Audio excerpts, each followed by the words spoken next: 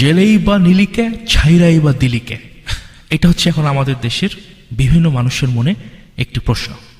যদি বাটা জানোস জেলে রাখবার পারবি না, তোহালা বেহুদা ধরলিকে, এটা হচ্ছে আরেকটা প্রশ্ন। প্রশ্নগুলো সারাংশ করলে যেটা দাঁড়ায় সেটা হচ্ছে যে গত 2 বছরে বাংলাদেশের বিভিন্ন রাজনীতিবিদ, ব্যবসায়ী এবং অন্যান্য সুশীল ফুশীলকে বর্তমান তত্ত্বাবধায়ক আলারা ধরে জেলে নিয়েছে এবং 3-4 মাস, 5 মাস, 6 মাস, কারো কারো ক্ষেত্রে 1-1.5 বছর পর তাদেরকে ছেড়ে দিয়েছে কোনো প্রকার সাজা ছাড়া। তারা জামিন পেয়ে বেরিয়ে যাচ্ছে। এইমাত্র কিছুদিন আগে নির্বাচনের তারিখ ঘোষণা হবার পরেও বিএনপির সিনিয়র কিছু নেতা, জামাত ইসলামীর সিনিয়র নেতা নিজামী, মুজাহিদ, এদেরকে 2-3 দিনের জন্য জেলে নেওয়া হয়েছে।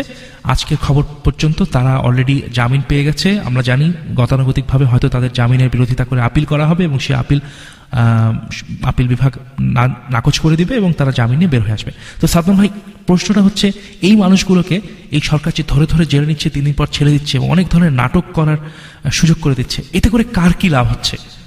লাভ সরকারের হচ্ছে, কারণ বিষয়টা রাজনৈতিক স্বার্থ জড়িত আছে এখানে। রাজনৈতিক স্বার্থ এরকম যে এই সরকার যখন পাওয়ার থেকে চলে যাবে তখন তাদেরকে তারা যে এই 2 বছরে যা যা কাজ করেছে এটার একটা আইনি বৈধতা দেওয়ার প্রয়োজন রয়েছে এবং কারা কারা তাদের এই নির্বাচনী যে তাদের যে প্ল্যান রয়েছে তাতে কারা কারা তাদেরকে সহায়তা করবে এবং এই আইনি বৈধতা দেওয়াতে কারা কারা সহায়তা করবে সেটার উপর ডিপেন্ড করে তারা অনেক রাজনীতিবিদকে ধরছে, ছাড়ছে, ডিপেন্ডিং অন কিভাবে তারা কোন দিকে তাদের মতামত যায় সেরকম। কিন্তু এই ধরনের আপনার ধরেন যে ব্যাচ ধরে ধরে মানুষকে ধরা আবার ছেড়ে দেওয়া, এই নিয়ে কিন্তু অলরেডি দেশের মানুষ এই সরকারের নাম দিয়ে ফেলেছে ধরো আর ভরো সরকার।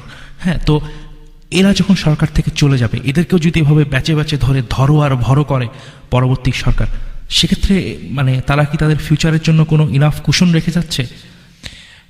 লতে একটা কথা আছে যে if you create a president তাহলে সেটা উপর বেসিস করে ভবিষ্যতে সিদ্ধান্ত দেওয়া যায়। তুমি কথাটা ঠিকই বলেছো যে এরা যে ধরো আর ভরো করছে, আবার এরা ছেড়েও দিচ্ছে। তো এটাও এরা একটা ইনস্টেন্স রেখে যাচ্ছে যে আমাদেরকে যদি ধরো ভরো আর ছাড়ো, রাইট, ধরো ভরো আর ছাড়ো, তো এদেরকে যদি ধরাও হয় যাতে ছেড়ে দেওয়া হয়, সেটার একটা রাস্তাও খোলা রাখছে। ওভাবেও দেখতে পারো ব্যাপারটা। তবে এখানে কিন্তু আরেকটি ব্যাপার খুব লক্ষণীয় যে এই সরকারের আমলে বাংলাদেশের সর্বপ্রথম আমার জানা মতে বাবার অপরাধে সন্তানকে ধরা হয়েছে, জামাইয়ের অপরাধে শাশুড়িকে ধরা হয়েছে, শ্বশুরের অপরাধে জামাইকে ধরা হয়েছে। এই ধরনের যে মানে গোষ্ঠী শুদ্ধা বাইন্দে নিয়ে যাওয়ার যে ব্যাপারটা, এটা কিন্তু বাংলাদেশের রাজনীতিতে অভিনব। ওয়েল, কান টানলে মাথা আসে, যেরকম বাংলাদেশের কথা আছে, তার একটা চাক্ষুষ উদাহরণ হলো এই ব্যবস্থা। এবং দেখেন কোনো কোনো ক্ষেত্রে কিন্তু ক্যান্সারের রোগীকে ওয়াইফকে স্বামীর অপরাধে ধরে নিয়ে যাওয়া হয়েছে। কোনো কোনো ক্ষেত্রে আর্থ্রাইটিসের রোগী, পঙ্গু মানুষ, তাকে ধরে নিয়ে রাখা হয়েছে। স্বামীকে অপরাধী, ওয়াইফকে রাখা হচ্ছে। এরকম একটা উদাহরণ হচ্ছে সাবেরা আমান। তাকে, তিনি ক্যান্সারের রোগী, তাকে 1 বছর জেল খাটানো হয়েছে শুধুমাত্র তার স্বামীর ঘুষ খাওয়ার কারণে, তথাকথিত বা হয়তো অ্যালেজড ঘুষ খাওয়ার কারণে। এই ব্যাপারগুলো কিন্তু খুব, আমার মনে হয়, খুব অমানবিক এবং ভবিষ্যতে কিন্তু এই সরকারেরও মনে রাখা দরকার যে তাদেরও যদি এরপরে বাল বাচ্চা 14 গোষ্ঠী বাইন্দে নিয়ে যাওয়া, বাংলাদেশে যেটা কথা আছে যে তোর গোষ্ঠী বাইন্দা লয়ে যাবো, এটা যদি ভবিষ্যতে কেউ করে, এরা কিন্তু প্রেসিডেন্স লিখে যাচ্ছে। বাংলাদেশের রাজনীতিতে এই জিনিসটা খুবই লক্ষণীয় যে যখন কেউ একটা কোনো ধরনের অতিমাত্রার কিছু করে, কোনো ধরনের এক্সেস করে, তারা কখনোই চিন্তা করে না যে ভবিষ্যতে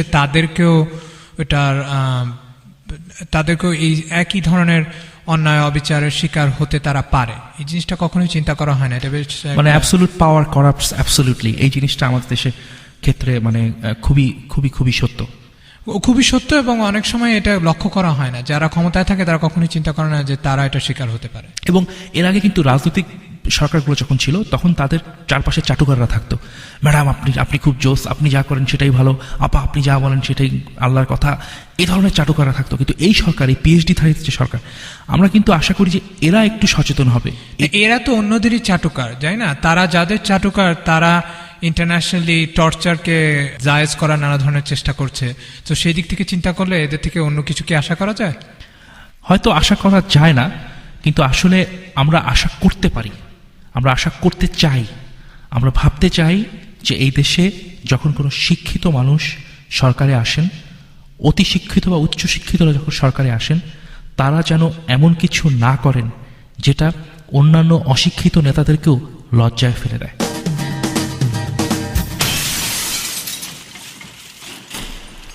শ্রোতামণ্ডলী, আমরা অনুষ্ঠানের শেষ পর্যায়ে চলে এসেছি। আমাদের অনুষ্ঠানের এই পর্যায়ের টকিং পয়েন্টস হচ্ছে বাংলাদেশে ইলেকশন আশি করেও আসছে না। এটা কি 10 দিন পরে আসবে, নাকি 30 দিন পরে আসবে, নাকি 3 মাস পরে আসবে? এটা নিয়ে একটি হাঙ্গামা চলছে দেশে। এই নিয়ে আমরা কথা বলছি ফাহাম আব্দুস সালামের সাথে। উনি আমাদের বাংলাদেশ রাজনীতি বিষয়ক এক্সপার্ট। ফাহাম ভাই, ইলেকশন আপনার মনে হয় কবে হওয়া উচিত? 10 দিন, 20 দিন, 1 মাস, 3 মাস, কবে? আমার মনে হয় ইলেকশন অন্তত পক্ষে 2 থেকে 3 মাস পেছানো উচিত। কেন? কারণটা কি? কারণ আপনারা সবাই জানেন যে বিএনপি প্রস্তুত নয়। তো বিএনপি প্রস্তুত না হলে এটা তো জাতির কোনো ফ্যাক্টর না। অবশ্যই জাতির ফ্যাক্টর, কেননা একটি দল যারা 2/3 সিট পেয়েছে আগের ইলেকশনে, তাদেরকে বাদ দিয়ে নির্বাচন করার কোনো সম্ভাবনা এবং উপযোগিতা নেই। আমার কথা হচ্ছে যে বিএনপি যে আজকে প্রস্তুত নয়, এর দায়ভার বিএনপির না। কেন? এটা দায়ভার কার? এর দায়ভার সম্পূর্ণভাবে সরকারের। মানে আপনারা যদি মার্কিন যুক্তরাষ্ট্রের ইলেকশন দেখেন, তাহলে এইরকম একটা হাইটেক সোসাইটিতে এখানে 2 বছর আগে 2 বছরের মতন নির্বাচনের প্রস্তুতি পেয়েছে দুটো দলই। আর আমাদের দেশে 2 মাসের মধ্যে নির্বাচনের প্রস্তুতি হবে, এটা কল্পনা করা যায় না। এটা অসম্ভব ব্যাপার। এবং এখন আসলে 1 মাসও নাই।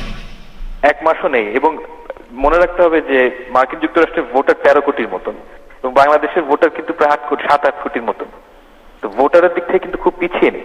এবং বড় কথা, বিএনপির 2 মাস আগ পর্যন্ত কোনো 2 থেকে 3 মাস আগ পর্যন্ত কোনো অফিস ছিল না। এই অফিস বন্ধ করে রেখেছিল কারা? সরকার। এটা বিএনপির দোষ না। আচ্ছা, আপনি বলতে চাচ্ছেন যেহেতু সরকার অফিস বন্ধ করে রেখেছিল, সুতরাং এখন তাদেরকে সময় দিতে হবে। এখন আপনার কি মনে হয়? কিন্তু আওয়ামী লীগের ক্ষেত্রে তো এই কথাগুলো প্রযোজ্য। 1 মাস তো ওদের জন্য খুব কম সময়। ওরা কেন? আওয়ামী লীগের জন্য প্রযোজ্য না, কারণ আওয়ামী লীগকে সরকার নিজের সুবিধার জন্য 2 ভাগ করে। কিন্তু বিএনপি কে সরকার সিইসি আগে বিএনপির যেটা মূল ধারার বাইরের একটি ধারাকে তারা বিএনপির মূল ধারা বলে স্বীকৃতি দিয়েছিল, এবং সেজন্য তারা ক্ষমাও চেয়েছে। ক্ষমা চাওয়ার মানে হচ্ছে তারা স্বীকার করে নেওয়া যে তারাই এই বিএনপির 2 ভাগে ভাগ হওয়ার জন্য দায়ী। আপনি ওদেরকে মূলধারার বাইরের আরেকটি ধারা আপনি কেন বলছেন? আমি ঠিক বুঝতে পারছি না, এই বিষয়টা একটু ব্যাখ্যা করতে পারেন? কেননা খালেদা জিয়া, বিএনপির চেয়ারপারসন খালেদা জিয়া সরাসরি বলেই গিয়েছিলেন যে বিএনপির মূল ধারা হচ্ছে দেলোয়ারপন্থী ধারা, এবং খালেদা জিয়ার বিএনপির যে গঠনতন্ত্র সেই অনুযায়ী তার এই ক্ষমতা আছে। আচ্ছা, তা আপনার কি মনে হয় ঠিক না ভুল সেটা আলোচনা করার কোনো উপায় এখানে নেই। আচ্ছা, ঠিক আছে। তা আপনার কি মনে হয় বিএনপি যদি চায় তারা কি এখন 300 আসনে কন্টেস্ট্যান্ট দিতে পারবে এই ইলেকশনে? তা দিতে পারবে তারা। এটা দেওয়া কোনো, দেখুন বাংলাদেশে বিএনপির রাজনীতি ব্যক্তিরা করেন। বাংলাদেশের রাজনীতিতে 2টো ধারা, একটি হচ্ছে বাঙালি জাতীয়তাবাদের ধারা, আর একটি হচ্ছে বাংলাদেশি জাতীয়তাবাদের ধারা। বাংলাদেশি জাতীয়তাবাদকে ধারণ করে বিএনপির সমমনা দলগুলো। 300 আসনে সিট দেওয়া বিএনপির জন্য খুব সমস্যা। 300 আসনে প্রার্থী দেওয়া বিএনপির জন্য খুব কঠিন কাজ না। কিন্তু কথা হচ্ছে যে বিএনপি কিন্তু জিতার মতো প্রার্থী দিতে পারবে কিনা? না, তা সম্ভবত দেওয়া সম্ভব না। কিন্তু আমি আবারও বলছি, এর দায়ভার বিএনপির নয়। নির্বাচন একটি ব্যাপক প্রস্তুতির ব্যাপার। সেখানে বিএনপির তেমন কোনো প্রস্তুতি নেই। এজন্য আপনি যদি একটু অন্যভাবে দেখেন, তাহলে একথা বলা যায় যে ইসি নিজেও তো প্রস্তুত নয়। আপনি কি বিএনপিকে নির্বাচন বর্জন করার উপদেশ দিচ্ছেন? হ্যাঁ, অবশ্যই। কারণ হচ্ছে যে এই ধরনের নির্বাচন করার থেকে না করা বেটার। কেননা এই আপনারা যদি একটু খেয়াল করে দেখেন, তাহলে এই নির্বাচনের প্রধান এজেন্ডা হচ্ছে সরকারের পক্ষ থেকে তাদের সকল কর্মকাণ্ডের বৈধতা দেওয়া। এরকম একটি রাবার স্ট্যাম্প সংসদের তো আসলেই কোনো মানে হয় না। যেই সংসদের একমাত্র উদ্দেশ্য হচ্ছে গিয়ে তাদের কাজের বৈধতা দেওয়া। এবং আরেকটি এখানে লক্ষণীয় ব্যাপার হচ্ছে যে সরকারের এই মুহূর্তে যে এজেন্ডা, সেটা হচ্ছে একটা এক্সিট রুট বের করে ফেলা। অর্থাৎ নির্বাচন যেন তেন ভাবে একটা হয়ে যাক, আওয়ামী লীগ ক্ষমতা চলে আসুক, এরপর সমস্যা, এরপর তারা আউট অফ দ্য পিকচার, এরপর দেশের কি গোল্লায় যাক না যাক সেটা নিয়ে তাদের কোনো দায়ভার নেই। এরপর বিএনপি আওয়ামী লীগ দুজনের সাথে ঝগড়া করুক, এটা আমাদের কোনো যায় আসে না। ওকে ফাহাম ভাই, আমার হাতে 20 সেকেন্ড সময় আছে। আপনার জন্য প্রশ্ন, এই মুহূর্তে নির্বাচন হলে কে জিতবে? সরকার যেরকম নির্বাচন চাইছে সেরকম নির্বাচন হলে আওয়ামী লীগই জিতবে। ওকে ফাহাম ভাই, ধন্যবাদ আপনাকে। শ্রোতা মণ্ডলী, আমাদের অনুষ্ঠানের শেষ পর্যায়ে আমরা চলে এসেছি। আমাদের সাথে থাকার জন্য অনেক ধন্যবাদ। আমরা আবার আসবো আমাদের অনুষ্ঠান নিয়ে আপনাদের কাছে খুব দ্রুত, খুব তাড়াতাড়ি। খোদা হাফেজ।